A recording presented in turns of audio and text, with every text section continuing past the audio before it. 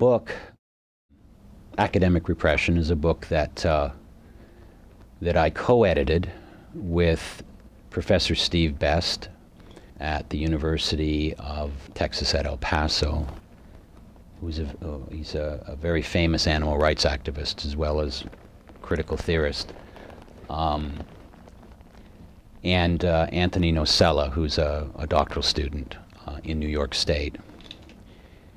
And we have collected stories from academics that supposedly had the protection of tenure and supposedly had the protection of freedom of speech.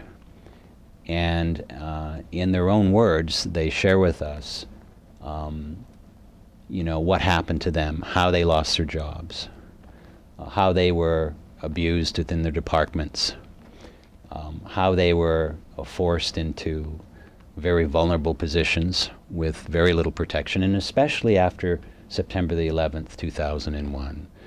So we're not so much looking at the politics of academic freedom and what that means.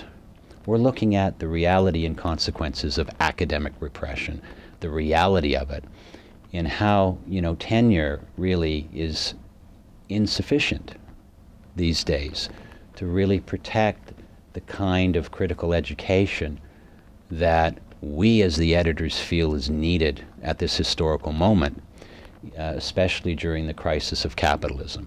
So the critical education, education for critical consciousness, education for, social justice and economic justice can't be legitimately pursued. It can be pursued up to a point. I think it was Paul Goodman that said, in the United States you can say anything as long as it doesn't have any effect. Once it starts to have an effect, you're in trouble.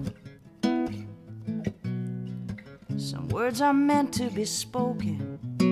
Some things are made for never being said. If we could hear through the silence like we should. And so we've got Ward Churchill as a contributor, we've got Bill Ayers, we've got Henry Giroux, we've got Howard Zinn, that document university life in a way that people need to understand, because it's, you recognize that academic freedom only goes so far. But then there's question of judgment and knowing when to simply walk away, leaving us room to be misunderstood. Now I don't know when to leave. Universities are one of the few remaining spaces in the so-called public sphere where alternative and oppositional discourses are given a fair hearing, are debated, are analyzed, and where we can have a kind of reciprocal, participatory, dialogue, among professors and students around important issues that don't often get a fair hearing in the corporate media, and certainly in the public square.